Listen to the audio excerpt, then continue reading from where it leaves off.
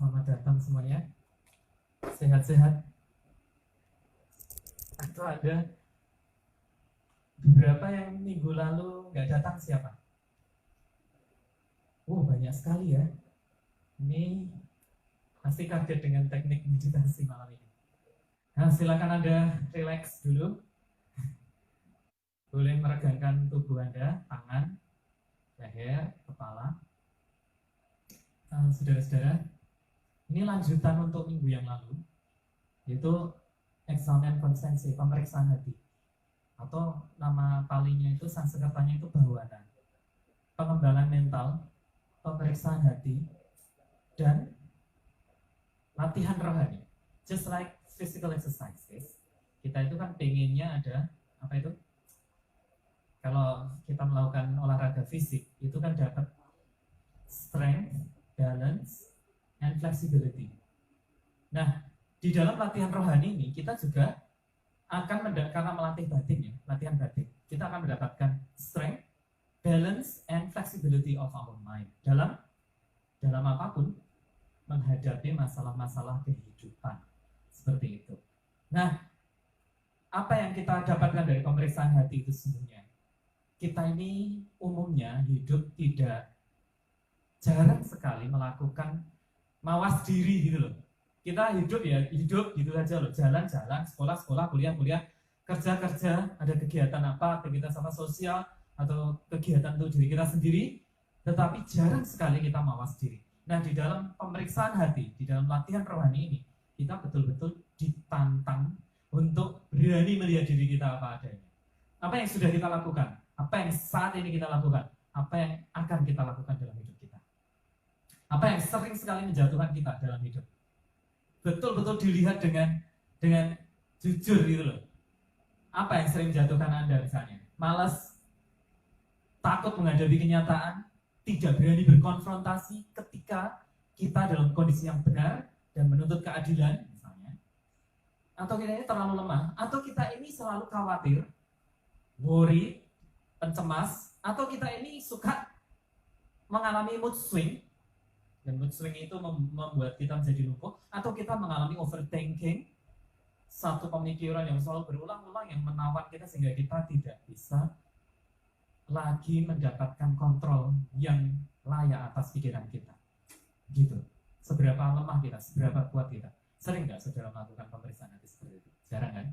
Nah, di dalam meditasi ini, kita di dalam bawana atau latihan rohani ini, kita betul-betul dituntut untuk secara tuntas dan tandas melihat diri kita, sehingga nanti apa? Kita mengerti apa kelemahan kita, apa kekuatan kita, dan kita ini mau ngapain sih di dalam hidup kita. Gitu loh. Jadi kita mempunyai tujuan yang jelas untuk hidup kita. Kita punya pendirian yang teguh dan kokoh. Jadi kita tidak bergantung pada orang. Untuk selalu uripku kudu piye, aku harus bagaimana gitu. Latihan rohani ini merupakan jalan ketiga dari apa? Dari hidup mengalir saja dengan hidup yang terlalu distruktur. Jadi latihan rohani itu apa? Dia memberikan struktur tapi juga memberikan kehidupan organik atau aliran kehidupan. Jalan ketiga, jalan tengah.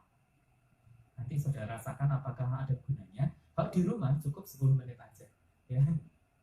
Pakai alarm set. Kalau sudah kuat 15 menit setiap pagi sebelum yang lain. Itu sangat-sangat penting dalam pengolahan spiritual kita. Kita betul-betul dibuat untuk punya pendirian. Karena orang yang tidak punya pendirian, dia tidak akan bisa bertahan dalam menghadapi kehidupan ini dengan segala ups and downs dan segala dinamikanya. Dan orang yang tidak punya kepribadian yang kuat, dia lemah. Semua masalah kecil aja yang menerpa dia pertama dalam hidup akan membuat dia jatuh. Itulah gunanya latihan rohani. Nah sekarang yang baru datang siapa? Ada ya? Baru sekali ini meditasi. 1, 2, 3. Silakan memperkenalkan diri. Terus kenapa sih pengen meditasi? Terus tadi apa yang dialami ketika meditasi di sini? Dan kemudian setelah itu sharing semuanya yang sudah pernah ikut meditasi. Nah, aku minta tolong saudaraku seniman kita untuk ini musikus dulu ini ya. Ngasih dulu ke siapa dulu? Paling belakang dulu boleh? Siapa tadi? Ya, silakan. Dari belakang terus kemudian nanti ke mbaknya. Silakan.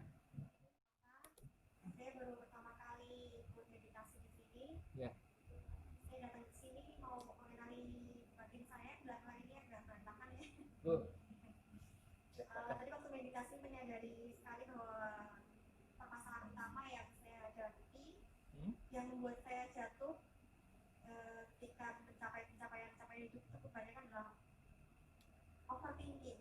Oh. Saya overthinking. Yeah. Sering berpikiran negatif, sering tidak bisa membedakan mana yang di dalam pikiran saya aja atau yang benar terjadi yang seperti apa. Dan saya menyadari overthinking itu terjadi karena triggernya saya takut tidak dicintai orang-orang sekitar saya. Jadi saya ingin membahagiakan semua orang. Ya, dan kadang-kadang sulit untuk berkata tidak. Iya, betul sekali. Untuk fokus pada kehidupan kita. Ya. Tapi overthinkingnya ini sampai grab hold of you, dalam arti menguasai diri Anda, sehingga sampai capek, sampai insomnia juga. Ya, sampai ke fisik juga. Sampai ke fisik. Ya. Sampai kemudian kadang-kadang karena budet ya, ruwet gitu, seperti benang kusut, akhirnya ya frustrasi, emosi juga gitu. Iya, jadi tidak bisa melihat mana yang realita, mana yang cuma di pikiran aja. Kadang-kadang sampai seperti itu. Ya. Tadi kira-kira dari meditasi yang melihat diri sendiri ini, eksamen konsensi ini, pemeriksaan hati ini, membantu nggak tadi melihat diri Anda lebih jelas? Iya, kayak dihadapkan sama diri sendiri gitu. Tapi tadi agak sesek nih. Agak sesek mungkin karena tegam. Kalau sesek begitu, relax lagi dan kemudian ini apa? Jangkarnya napas. Lepaskan dulu pemeriksaan hatinya. Rasakan napas. Itu untuk membuat tenang. Ya, terima kasih Mbak Salsa ya. Iya. Ya, semoga ini berlanjut. Kalau maksud saya kalau ini bermanfaat, setiap pagi lakukan 10 menit aja pakai alarm. Relax, tapi usahakan tangan dan kaki tidak bergerak-gerak. Oke, gitu ya Mbak. Selamat datang. Ya. Selanjutnya tadi pojok dulu. Setelah itu Mbak yang pakai baju putih. Selamat malam, perkenalkan nama saya Yasin Ibrawan. Saya kesini tujuannya untuk menenangkan diri karena ada teman saya yang merekomendasikan tempat ini gitu. Terus ya saya mencoba datang dan saya merasa lebih tenang seperti ini. Ya. Pada saat meditasi tadi ada merasakan tenang nggak? Jujur ya.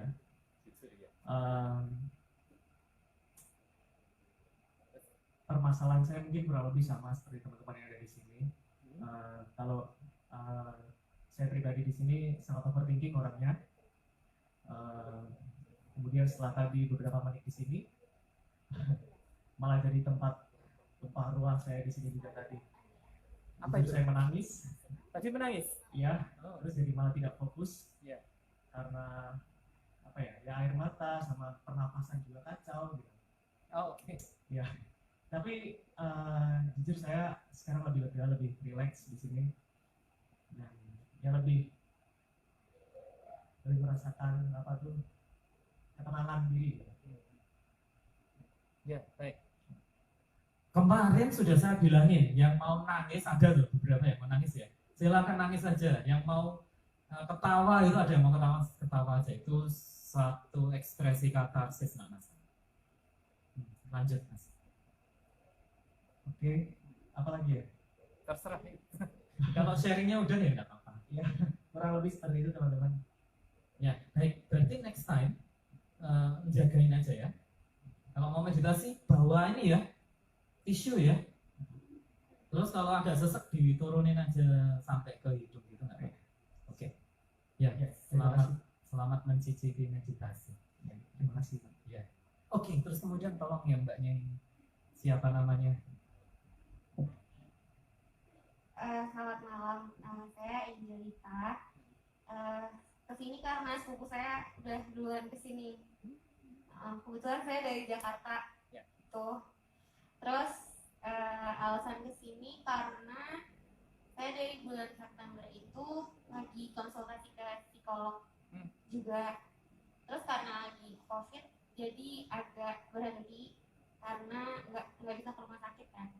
Oke. Terus dikasih tahu katanya di sini ada meditasi juga, makanya coba kesini. Iya. Apa yang Anda rasakan tadi? Ini pengalaman pertama meditasi apa sudah sering meditasi? Terus yang tadi Anda rasakan ketika meditasi itu apa? Sebenarnya kalau tadi sih cuma nangis aja ya. Nangis? Karena iya. Oh. Karena kalau misalnya psikolog itu kan cerita, jadi waktu untuk nangisnya terpotong gitu. Kalau di sini bebas ya? Iya. Kok tidak dengar ya? Saya nggak dengar suara Anda nangis nih. Berarti di dalam hati tadi. Ya, oke. Iya. Tapi Anda bisa nggak mengikuti instruksinya tadi? Dan bisa nggak, maksudnya ketika melihat yang lalu, yang sekarang, apa yang dalam hidup Anda yang sering membuat Anda jatuh misalnya, atau yang membuat saudara nggak nyaman gitu, kelihatan? Bisa. Bisa ya? Sebelumnya sering ini sih yoga online. Oke. Jadi nggak itu sulit ngikutinnya. Baiklah. Oke, terima kasih jauh-jauh dari Jakarta. Luar biasa. Nah sekarang, saudara, kan kemarin yang minggu lalu sudah pada latihan apa enggak? Saya minta untuk latihan. Bagaimana hasilnya? Terus kemudian tadi bagaimana? Silakan untuk sharing atau bertanya, silakan. Kalau ada kesulitan-kesulitan. Mau siapa dulu? Tunjukkan tangan gitu. Jadi mic-nya nanti bisa dioperkan ke Anda. Silakan. Nama saya Tania. Masih ingat saya, Mas? Ya. Apa ya? Dari pengalaman dulu juga sama sekarang sebenarnya ini pertanyaan tapi juga mungkin menambah perspektif ya. Kenapa kita harus berusaha tidak menggerakkan kaki dan tangan? Kalau saya dari pengalaman sendiri, dengan tidak menggerakkan kaki dan tangan itu membuat kita apa ya? Lemasnya los tuh terbebas dari ikatan diri sendiri, ikatan lahiriah lah gitu. Dengan begitu kita bisa lihat diri sendiri tuh seperti apa gitu, dengan tidak menghiraukan badan kita tuh mau ngapain lah gitu. Tapi kalau misalnya dari Mas sendiri, kenapa kita harus melepas itu? Kenapa kita harus berusaha nggak bergerak? Itu aja sih. Ya, baik. Tapi saya mau tanya dulu, tadi ketika tidak bergerak tangan dan kaki itu nyaman nggak sih untuk Anda? Iya, nyaman. Malah nyaman ya? Iya. Jadi begini, kenapa ada yoga, asana, posture, comfortable posture dalam yoga? Itu sebetulnya untuk membuat tubuh kita itu paling enak untuk melatih batin. Tubuh kita ini ada unsur mekaniknya, biasanya gerak-gerak sih, betul nggak? Yoga itu dia dibuat Padmasana atau apa itu kayak patung ini loh, itu Padmasana, posisi lotus sempurna. Itu dibuat supaya apa? Tubuh kita itu ada di dalam keadaan istirahat sempurna, tetapi juga di dalam keadaan yang nyaman sempurna, tetapi juga sangat waspada. Supaya apa? Tubuh kita yang gerak-gerak itu distracted banget. Kalau dibuat seperti ini, dia jadi diam. Terus kita bisa fokus ke batin. Gitu. Sebetulnya orang meditasi itu benernya tubuhnya itu ya nggak gerak-gerak. Tapi umumnya orang bergerak itu apa? Tangan sama kaki. Kalau resah bener nggak? Kalau gelisah itu kita buat ini diam, benar-benar nggak bergerak supaya tidak not slightest focus. Tidak sekecil apapun distraksi yang muncul supaya bisa fokus semua energi dan konsentrasi dan kesadaran. Baru kita mengurusin batin, latihan rohani. Itu jadi lebih enak. Tapi saudara nggak bisa, itu mengganggu konsentrasi sebenarnya.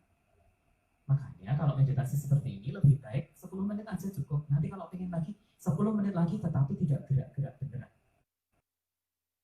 Bagus nanti karena membuat batin kita menjadi stabil. Konsentrasi kita itu kayak second nature. Sudah seperti alam kedua nanti. Begitu keluar dari meditasi. Dan yang pasti kita stabil. Batin kita stabil. Apapun yang muncul stabil. Gitu. Ya, dari saya tambahnya seperti itu. Nah sekarang silahkan. Siapa yang mau? Mbak Denta? Ya, silahkan. Singkat padat jelas coba. Siapkan diri Anda untuk bertanya, sharing atau apa yang mau saudara berikan. Silakan. Aku cuma mau bertanya, kenalin ya teman-teman, nama saya Denta. Di sini saya mau nanya, Mas, untuk kan ini meditasi pemeriksaan hati ya. Iya. Nah mulai dari minggu lalu tuh saya tuh ngerasain tremor gitu. Padahal saya berusaha untuk nggak menggerakkan. Saya udah ngerasa saya nggak menggerakkan badan, Yeah. cuma tangan saya tremor gitu. Padahal saya selama udah nggak pernah tremor lagi, tapi pas meditasi ngerasain tremor gitu. Itu kenapa ya Mas? Baik. Begini, kalau ini adalah voluntary action, nya itu kita buat tidak sama sekali dengan relax ya. Voluntary actionnya sama sekali nggak masalah. Tapi kalau misalnya involuntary seperti tremor terjadi ya let it go. Yang penting saat seperti itu tahu dan relax, betul-betul relax, hempaskan semua ketegangan, begitu, nggak masalah. Ya tapi ya akhirnya ya nyaman gitu loh Mas, kayak lepas gitu.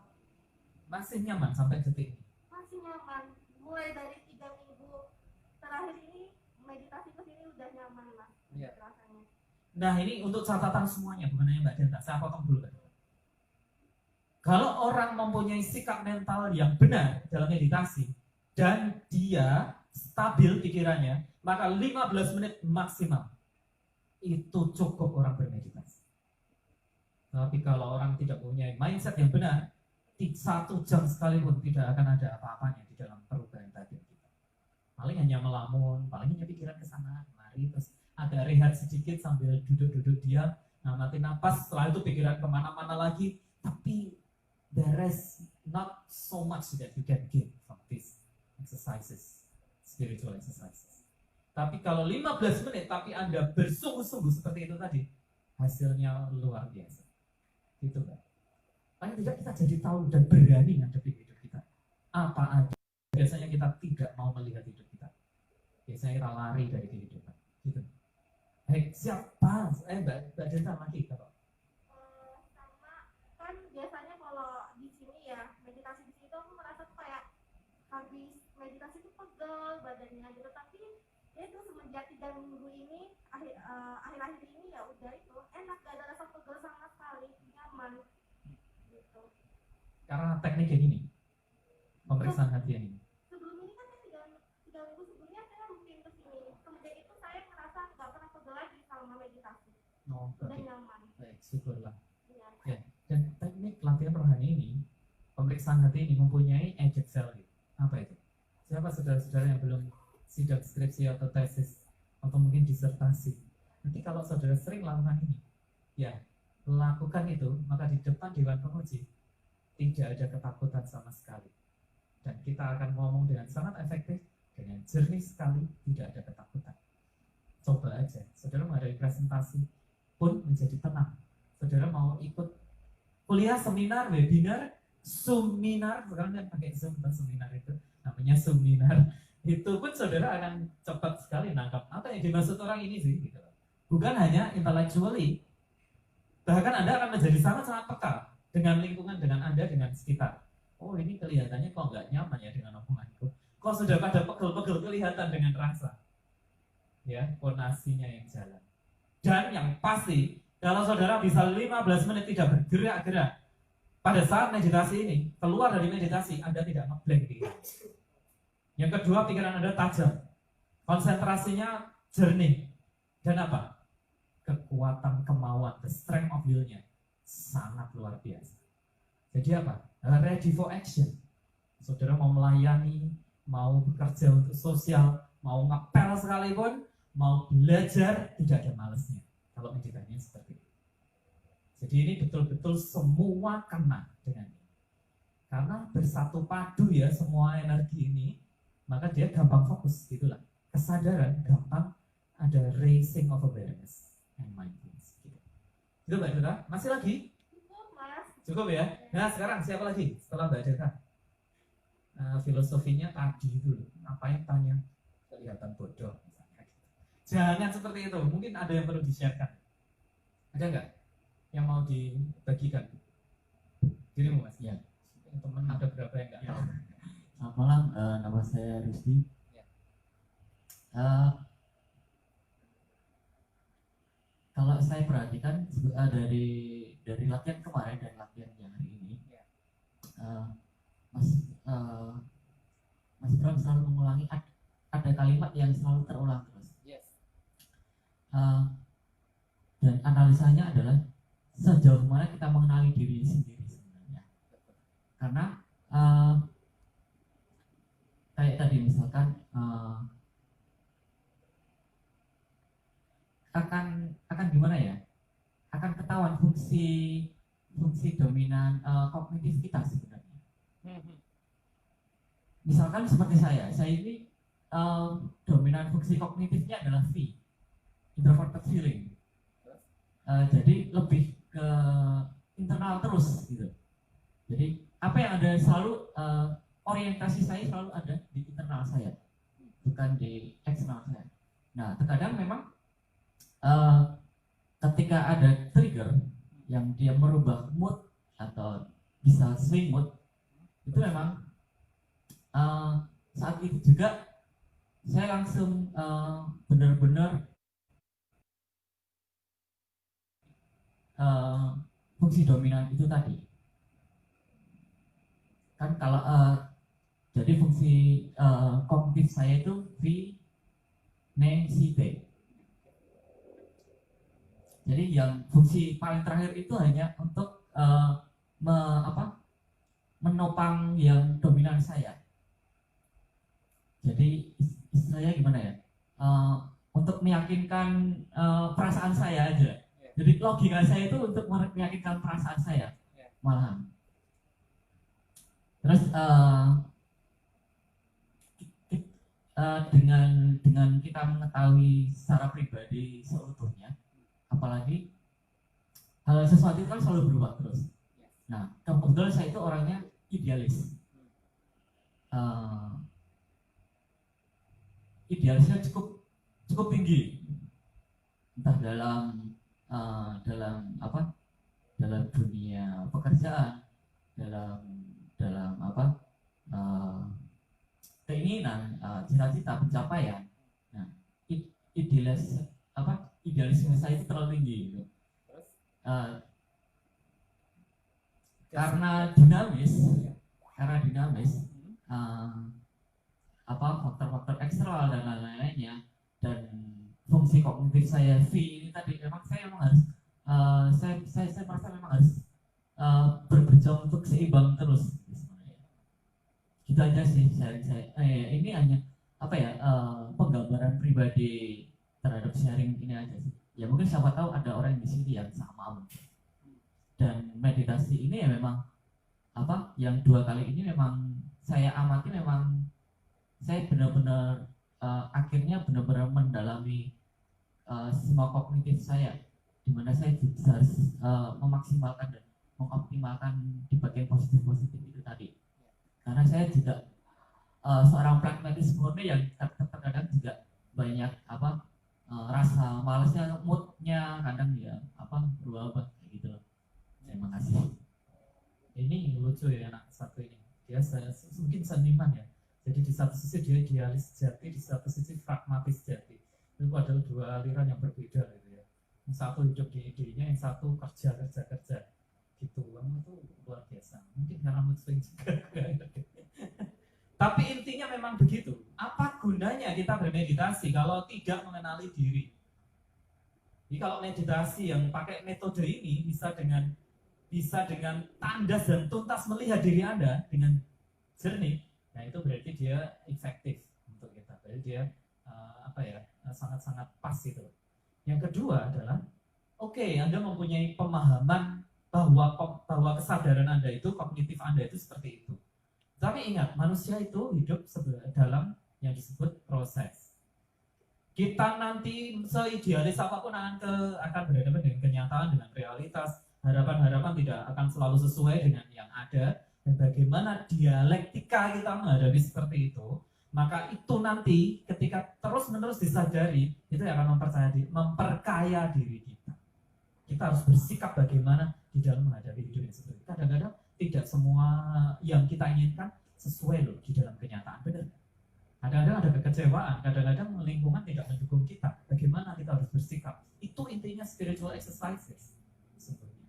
Kalau Anda terlalu idealis, tapi Anda pun harus bertindak. Anda harus membuat karya sebagai seorang seniman, seorang pemusik. Apakah hanya cukup Beethoven aja, terus kemudian Paganini aja, dia mempunyai sesuatu di kepalanya, terus kemudian dia tuliskan loh sehingga menjadi piece yang bagus, yang bisa dinikmati orang sampai sekarang.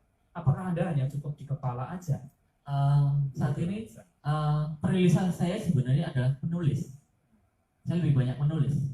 Jadi ketika itu sudah penuh, benar, karena saking banyaknya di kepala itu, jadi satu-satunya saya keluarkan itu selain satu menulis, yang kedua adalah langsung improvisasinya menciptakan di piano atau di biola, gitu aja. Oke, itu yang saya maksud. Dan setelah itu jadi sesuatu yang nyata, itu adalah peran dari latihan rohani. Kita mengenali apa yang ada di dalam diri kita, terus kemudian kita betul-betul membuatnya menjadi sesuatu, something. Ya, seorang apa itu namanya, yang tukang mendesain rumah itu namanya apa? Arsitek ya. Arsitek itu sebagus apapun rancangannya, kan tetap kemudian harus ada tindak lanjut untuk dibuat dalam sesuatu yang nyata, gitu loh. Baru ketika sesuatu itu sudah mewujud menjadi nyata, itu betul-betul karya itu terjadi. Jangan buat sia-sia, karena kita semua unik loh. Kita semua bisa menyumbangkan sesuatu untuk dunia kita. Mungkin sumbanganmu juga luar biasa loh nanti ketika sudah jadi. Gitu. Ya, baik. Siapa lagi yang mau ngomong loh? Jangan sampai kemudian ketika pulang, sebenarnya aku mau ngomong, makanya sama Mas Bram, tapi sudah terlanjur pulang nih, mendingan sekarang aja, silakan. Tolong mic-nya untuk siapa namanya memperkenalkan diri juga. Oh ini guru saya, peneliti kita dari Jombang. Nama saya Ella. Nah saya kan terbiasa jalan kaki ya. Oke. Kalau misalnya dulu kalau saya stres tuh saya jalan kaki, tapi kalau pas meditasi kayak gini itu kayak gimana ya, kayak saya kurang fokus. Karena kalau misalnya saya jalan kaki berkilo-kilo itu saya lebih fokus, saya lebih lebih sadar, lebih tahu saya mau gimana kayak gitu. Intinya saya kayak gitu aja. Jadi kalau kayak gini kadang-kadang saya malah gimana nggak fokusnya itu kayak ngantuk. Gitu. Iya, saya malah karena terlalu relax, jadi saya ngantuk. Kalau misalnya saya jalan kaki, saya tuh relax, pikiran saya relax, saya kemana-mana, tapi saya jadi saya tetap nafas ya, misalnya kemana-mana tetap nafas. Habis jalan kaki, saya bisa enak lagi gitu. Jadi setiap saya mengalami stres, saya pasti jalan kaki nggak tahu kemana gitu. Ya paling ke mana, tapi saya tahu tujuan saya mau kemana, nanti rutenya kemana kayak gitu. Tapi kalau pas kayak gini tuh efeknya itu nggak senyaman kalau saya jalan kaki gitu.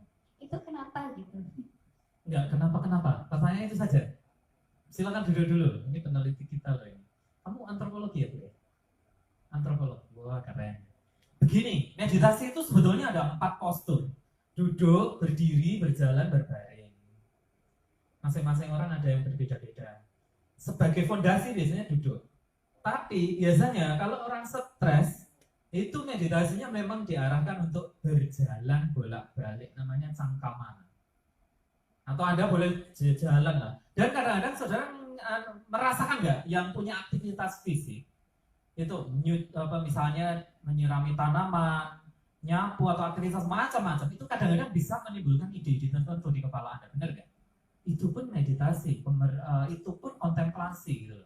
Jangan meng-confine meditation just to sitting meditation ya. Kalau Anda memang nggak cocok dengan duduk meditasi misalnya Mbak, potong durasinya 5 menit cukup, setelah itu jalan, nggak apa-apa. Itu yang cocok dengan Anda kok. Meditasi kan 4 postur. Dan ini setting meditation. Nanti ada meditasi yang lain lagi loh. Apa itu? Mindfulness meditation in everything that we do in our life, daily life. Bermain musik sekalipun, ya, makan, minum, jalan. Anda melayani orang dalam dalam karya-karya sosial, kemanusiaan, itu pun meditasi loh. Bahkan ketika saudara belajar, ketika saudara kuliah, ketika saudara melakukan manual labor, misalnya dia koas misalnya ya, itu pun ketika saudara dengan kesadaran dan kemudian dengan kontemplasi sambil berlari namanya.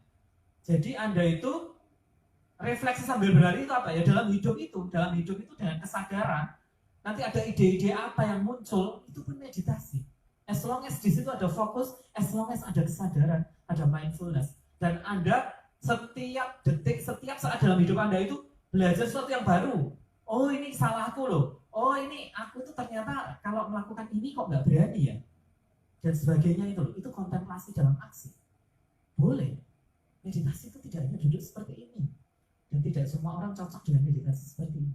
Benar yang Anda katakan. Tapi sesekali duduk seperti ini, nggak apa-apa. Kenapa?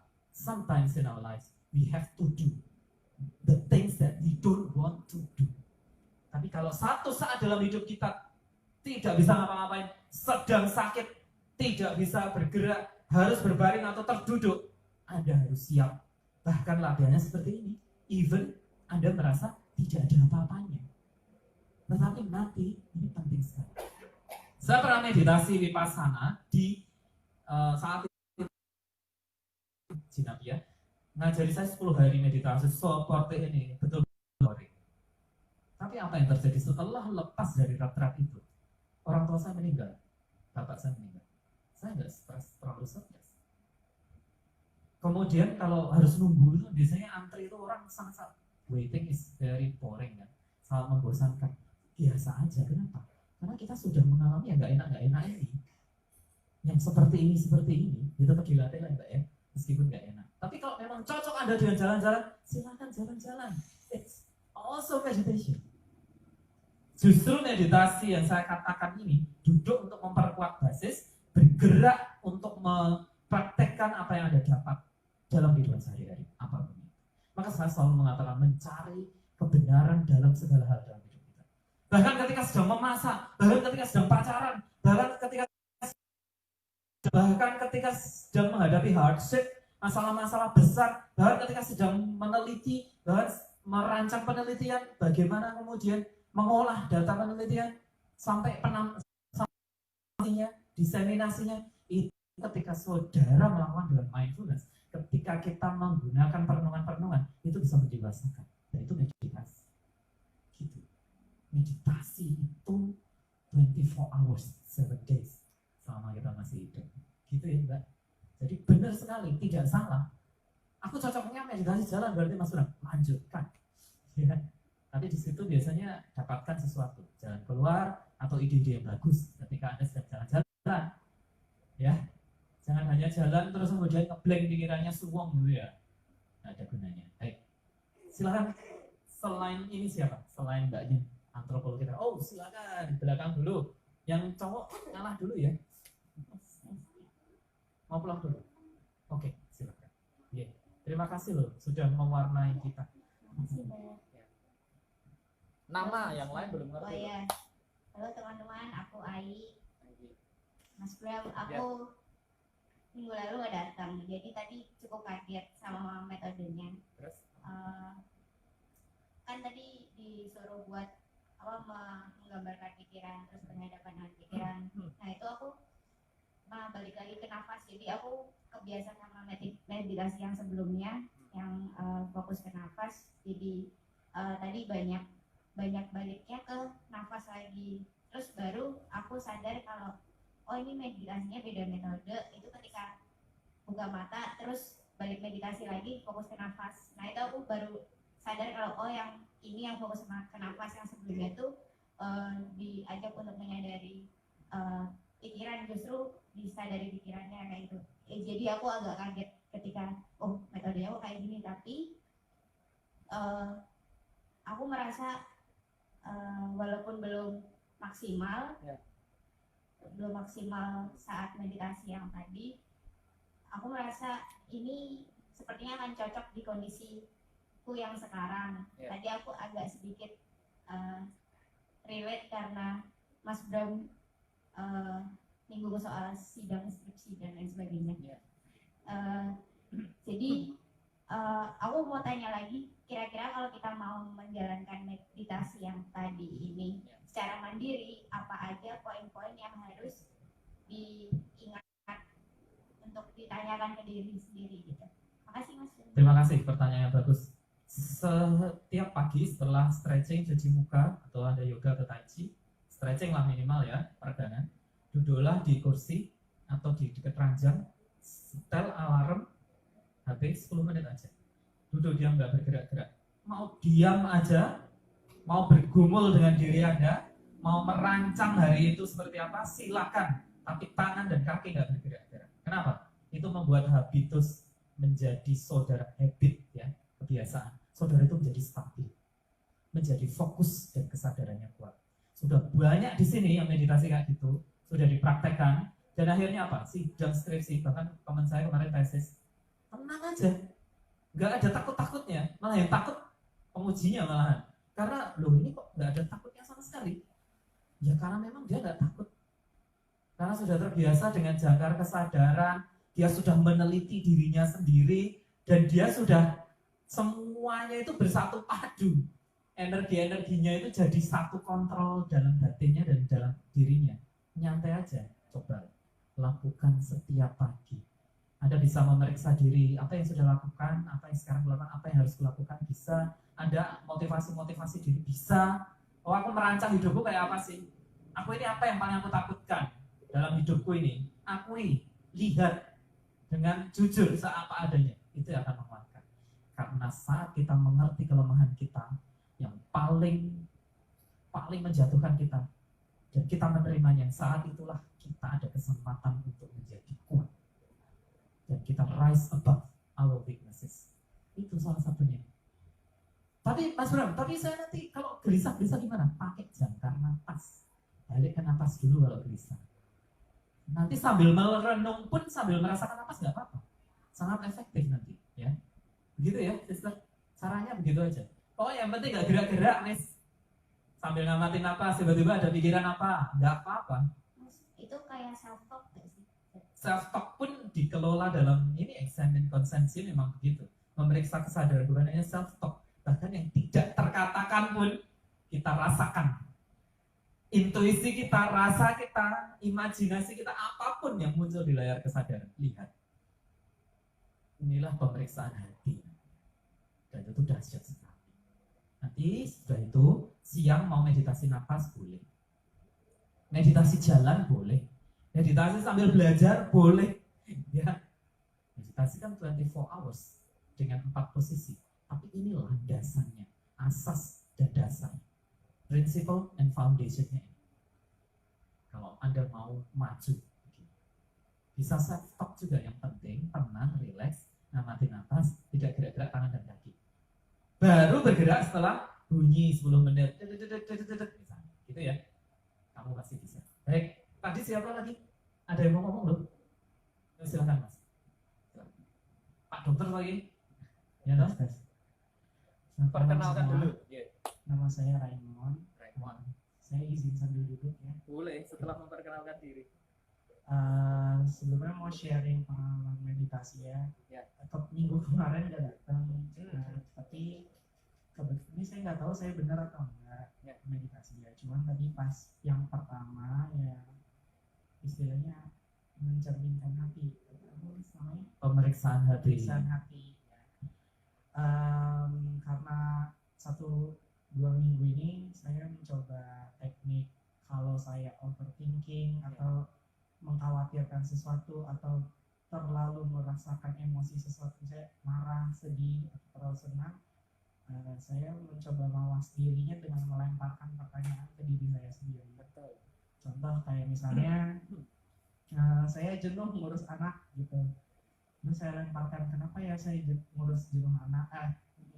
Kenapa saya jenuh mengurus anak? Oke. Terus baru nanti dalam diri saya jawab lagi, karena anaknya rewel, tidak bisa diatur. Kenapa ya tidak rewel, diatur? Begitu terus sampai akhirnya nanti mendapatkan jawaban yang menenangkan dan oh itu kunci utamanya.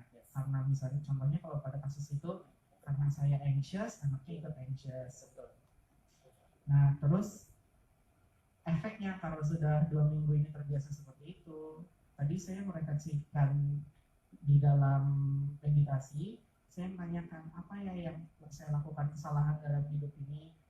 Nah terus ya gitu kayak bercermin, melihat ke diri saya yang sebelumnya, tapi yang kelihatan sisi maksudnya aktivitasnya sama, tapi saya memvalue perspektif yang beda. Misalnya oh saya ternyata bisa ya nge-handle anak-anak, oh ternyata saya senang ya untuk mengurus anak dari yang menenangkan, dari rewel menenangkan seperti kayak gitu. Jadi kayak reverse minded gitu sih mas, kalau yang saya yang biasanya negatif thinking apa segala macam, sekarang yang lebih oh gini ya, oh acceptance gini ya, oh saya bisa terima ya kayak gini ya gitu mas. Sharing dari saya sih gitu. Ya lihat, luar biasa kan efeknya untuk berbagai macam orang. Memang ini teknik ini yang paling pamungkas menurut saya untuk menjadi diri sendiri. Zamannya orang ikut-ikutan itu sudah lampau. Kalau saudara hanya ikut-ikutan gantungkan diri pada orang untuk menerapi diri Anda sendiri, nanti tidak akan optimal saudara. Orang yang tidak mempunyai pendirian itu tidak terpakai dalam hidup. Kenapa? Dia selalu lekat pada sesuatu yang tidak teratur, kemalasan, kebingungan, kebodohan. Ya.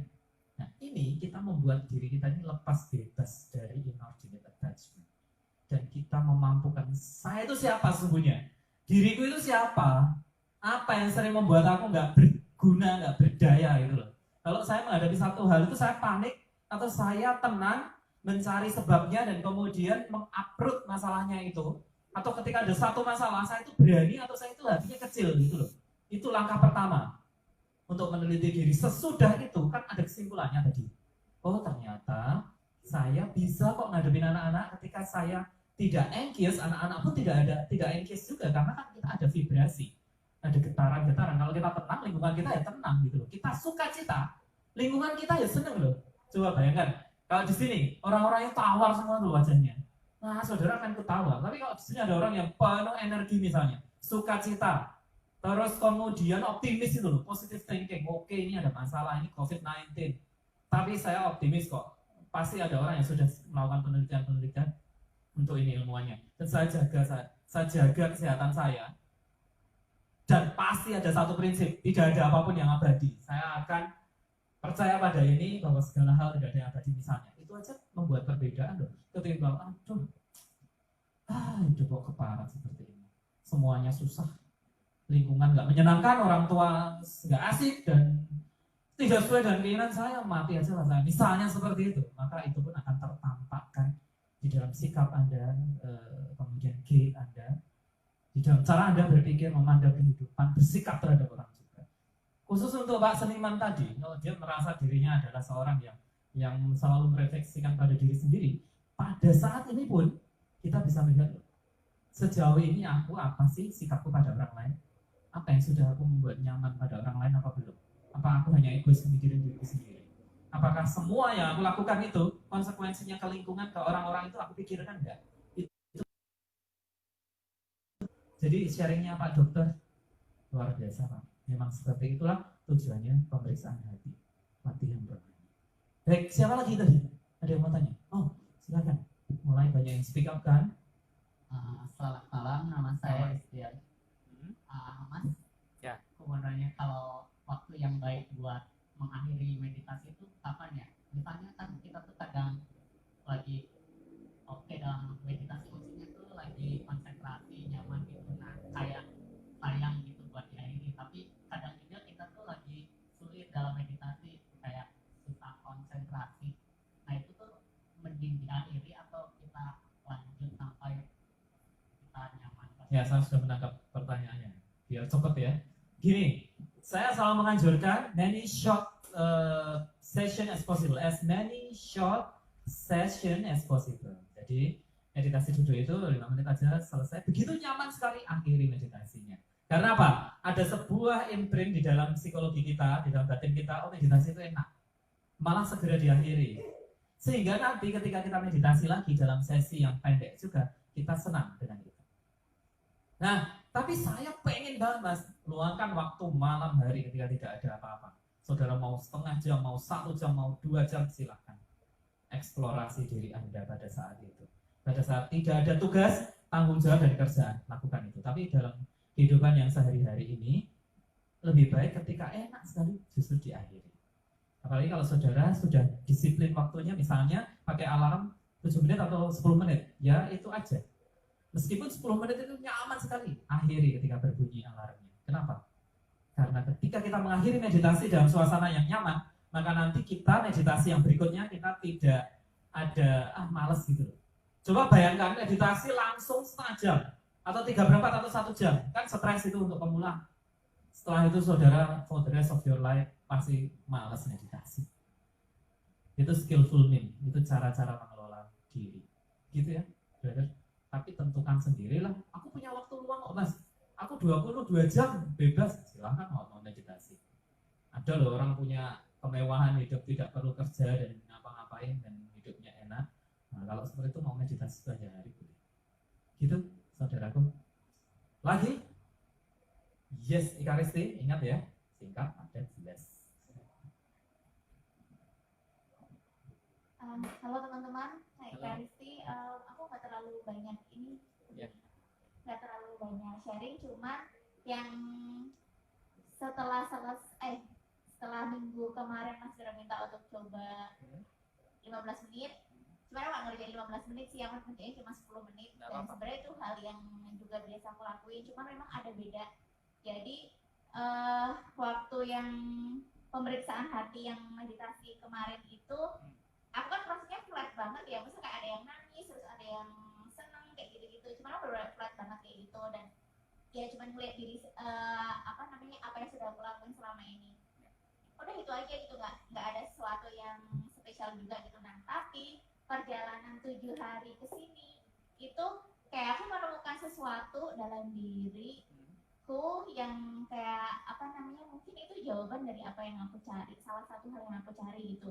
Cuman penemuannya juga yang nggak kayak tiba-tiba kayak gitu, tiba-tiba misalkan langsung pling dapat ide kayak gitu tuh enggak, tapi emang kayak ada analisa dulu gitu, misalnya kayak tapi itu ketika aku benar-benar melihat ke dalam diri.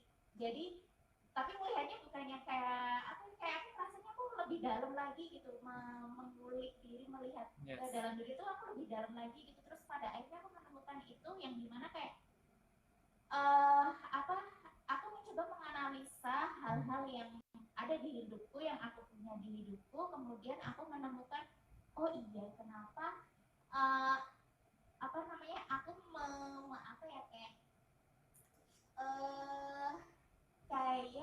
maksudnya kayak nggak nangkep ini dari dulu sih gitu. Jadi kayak aku baru menemukan itu saat ini. Tapi juga itu melalui proses analisa yang cukup panjang ya 7 hari ini, tapi akhirnya ketemu gitu. Terus untuk hal lainnya juga, sebenarnya beberapa bulan ini dan bulan besok itu berhektik banget, dan aku cukup bisa mengatasi beberapa pekerjaan yang harus diselesaikan, kayak harus semuanya diutamakan.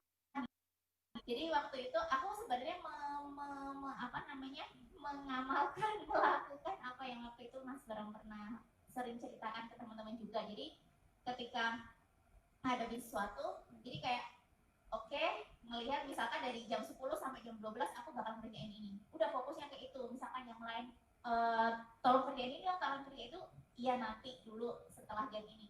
Jadi benar-benar dalam satu hari ngerjain beberapa hal yang berbeda, tapi dengan metode itu gitu. Jadi aku melihat jam dulu, oke aku start mulai jam sekian, terus nanti aku akan akhiri jam sekian. Setelah itu aku break dulu sebentar, cek-cek handphone atau apa, kerjain lagi, handphone disingkirin lagi karena itu masih terdistract banget kalau handphone deket gitu.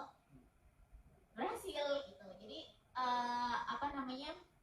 ya mengamalkan itu gitu. Terus kalau yang untuk experience-nya hari ini, sebenarnya karena tadi aku telat datangnya, yang pertama aku ya biasa aja, maksudnya nggak terlalu ngalamin gimana. Cuman aku lebih enjoy yang kedua karena mungkin yang kedua mulai dari awal dan di awalnya lebih tenang karena tadi kesini udah telat banget berusaha-berusuh. Jadi apalagi tadi 15 menit doang kan, aku cuma dapat 5 menit kok gitu. Jadi lebih enjoy yang kedua sih. Kayak gitu. Ya nggak apa-apa, itu experience kan nggak bisa disalah dibenarkan. Tapi emang meskipun 15 menit tadi latihan rohaninya, pemeriksaan hatinya, saya kasih bonus untuk meditasi mengamati nafas, mindfulness on breathing. Karena apa? Ya kita akan menjaring semua teknik yang bisa berguna gitulah, efektif gitu. Jadi tadi enak nggak yang meditasi yang kedua? Oke sih, enak nggak? Enak. Si Joseph Yang meditasi pertama enak nggak? Kedua enak nggak?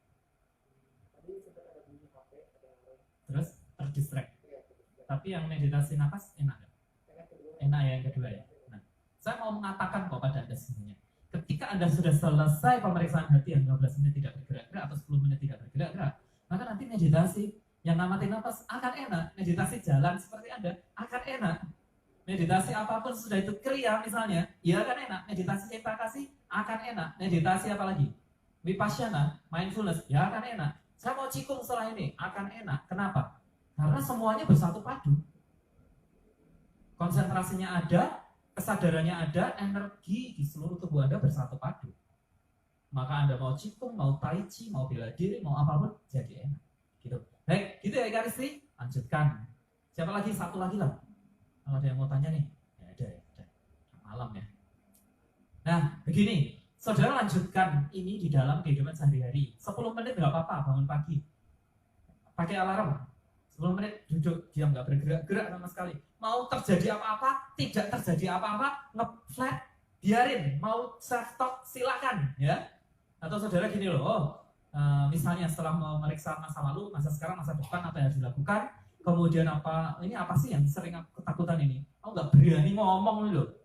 Aku akan ngomong pada siapa? Orang tua, pacar, atau pada siapa? Saya mau ngomong benar dan saya mau melihat hasilnya apa. For better or for worse, saya akan hadapi misalnya. Saya akan melakukan sesuatu, misalnya aku takut ke tempat-tempat yang kuno, yang katanya ada hantunya. Aku mau mendatangi. Kenapa?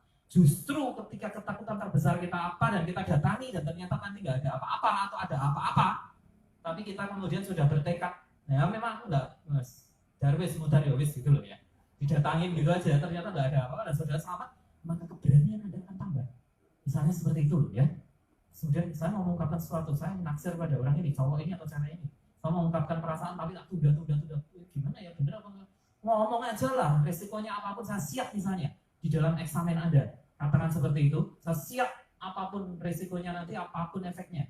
Dan ketika dijalani ternyata tidak semenakutkan yang kita pikir di pikiran kita. Itu pun sudah meningkatkan keberanian kita satu level, bisa seperti itu. Dan nanti lihat, dengan meditasi ini, saudara akan menjadi lebih mengerti diri Anda, lebih efektif menjalankan kerjaan-kerjaan dalam kehidupan sehari-hari, dan akan lebih berdimensi, juga akan lebih banyak saudara berdaya, efektif sekali dan efisien dalam kerja. Coba aja kalau nggak percaya. Stabilnya itu membuat meditasi Anda lebih banyak berhasil dengan dasar principle and foundation ini, asas dan dasar meditasi. Pemeriksaan hati. Gitu ya, yang ingin saya berikan kepada Anda. Bahkan ketika saudara kemudian tenang, oh ingat ini nggak apa-apa. Lihat napas lagi sebagai jangkar. Oh, misalnya merenungkan ini. Misalnya ini loh. Mengatakan ya, alasan adalah kedok bagi kemalasan. Kemudian diteliti kata-kata itu pun bisa di dalam pemeriksaan hati ini. Atau, senyum yang indah berasal dari hati yang riang, dari hati yang gembira. Terlihat di mata yang bersinar. Ya kan?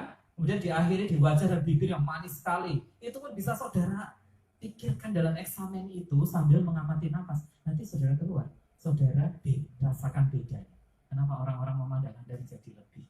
Karena yang terprogram di batin kita ini masuk ke bawah sadar akhirnya menjadi tindakan Anda sehari-hari. Misalnya begini, aku akan mencoba untuk dia menjadi pendengar yang lebih baik lagi. Karena ada kata-kata, sopo sing iso gawe lego lan suka bakal itu tresno. Paham nggak maksud saya? Orang yang bisa memberikan kelegaan dan kesukaan pada hati orang itu akan mendapatkan cinta loh, bisa mendapatkan cinta loh. Pada saat Anda mendengarkan dengan lebih baik, aku tahanlah mulutku, biasanya dia ngomong aku langsung ngomong juga.